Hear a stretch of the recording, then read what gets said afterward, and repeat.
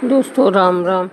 दोस्तों, कोई भी कहानी कहने से पहले गणेश जी की कहानी कही जाती है, तभी उसका पूरा फल मिलता है। कहानी इस प्रकार है। एक दिन गणेश जी का मेला आया। सभी जने मेले में जा रहे थे। एक छोटी सी लड़की थी। वो अपनी माँ से बोली, माँ मैं भी मेले में जाऊंगी। माँ बोली, माँ भीड़ बहुत रहेगी, तू भीड़ में दब जाएगी। पर लड़की नहीं मानी। माँ ने कहा, ठीक है चली जा, और उसके साथ 2 चूरमे के लड्डू बांध दिए। वह लोटे में जल दे के भेज दिया। माँ ने कहा, बेटी एक लड्डू गणेश जी को खिला देना, वह जल पिला देना, और 1 लड्डू तू खा लेना। अब लड़की मेले में गई। सब जने मेला देखकर वापस आने लग गए और लड़की को भी वापस चलने को बोला। पर लड़की बोली, मैं तो गणेश जी को लड्डू खिला कर ही आऊँगी। और गणेश जी की शरण में बैठ गई और कहती गई, 1 लड्डू तुझको, 1 लड्डू मुझको। ऐसे ही सारी रात बीत गई। गणेश जी ने सोचा, अगर मैं लड्डू नहीं खाऊंगा तो ये लड़की घर नहीं जाएगी। सो छोटा सा रूप धरकर आए और लड्डू जीम कर पानी पी लिया और प्रसन्न होकर लड़की से बोले, कुछ मांग ले।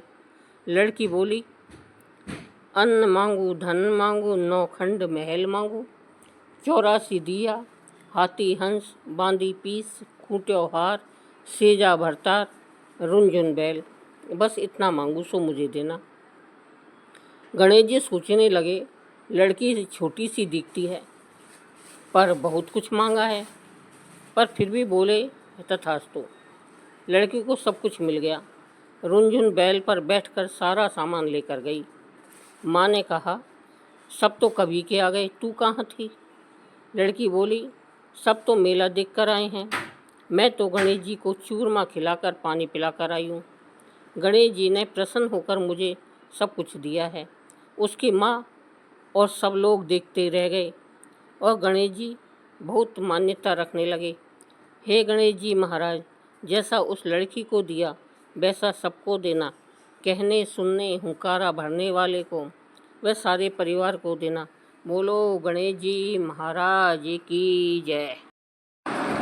जय श्री कृष्णा। राधे राधे।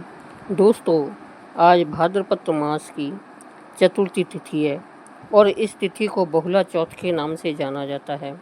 आज के दिन गायों की पूजा करने और बहुला चौथ की कथा सुनने से धन और संतान की सुख की प्राप्ति होती है।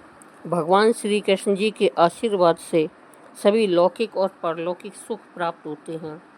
तो आज मैं आपको सुनाने जा रही हूँ बहुला चौथ और चौथ माता की एक दुर्लभ कथा। बड़ी ही श्रद्धा और प्रसन्नचित मन से इन कथाओं को सुनिएगा। द्वापर युग की बात है।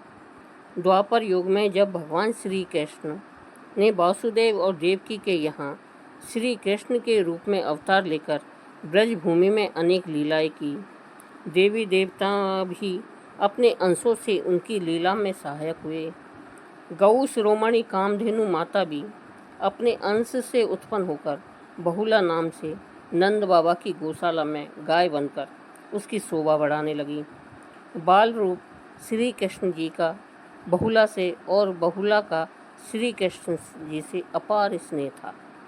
कहा जाता है कि बालक श्री कृष्ण को देखते ही बहुला के स्तनों से दूध की धारा बहने लगती थी।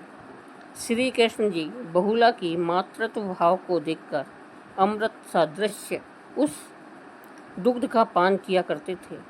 एक दिन बहुला वन में घास चर रही थी। उसी समय श्री कृष्ण जी को बाल लीला सूझी।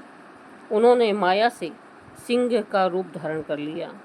बहुला सिंह को देखकर भयभीत हो गई और थर-थर कांपने लगी।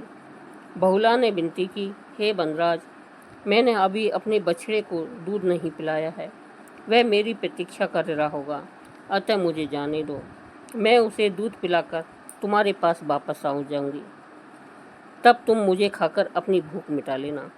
तब सिंह ने कहा, मृत्यु पास में आने पर, जीव को छोड़ देने पर उसके पुनः वापस लौट आने का क्या विश्वास है? निरुत्तर होकर बहुला ने सत्य और धर्म की शपथ ली। तब सिंह ने उसे छोड़ दिया। बहुला गौशाला में जाकर प्रतीक्षारत भूख से व्याकुल अपने बछड़े को दूध पान कराने लगी और पुनः उसके बाद अपने वचन की रक्षा हेतु सिंह के पास वापस आ गई। बहुला को देखकर सिंह का स्वरूप धारण किए हुए भगवान श्री कृष्ण जी प्रकट हो गए और बोले, हे बहुला, यह तुम्हारी अग्नि परीक्षा थी। तुम अपने सत्य धर्म पर दृढ़ रही, अतः इसके प्रभाव से घर घर तुम्हारा पूजन होगा तथा आज से तुम गौ माता के नाम से जानी जाओगी। बहुला भगवान श्री कृष्ण का आशीर्वाद प्राप्त कर अपने घर लौट आई और अपने बछड़े के साथ आनंद से रहने लगी। बहुला चौथ व्रत कथा का मुख्य उद्देश्य यह है कि व्यक्ति को हमेशा सत्य और न्याय का पालन करना चाहिए। इस रास्ते पर जो भी चलेगा उसे जीवन में कभी न कभी सफलता जरूर मिलेगी, अर्थात सत्य की ही विजय होती है।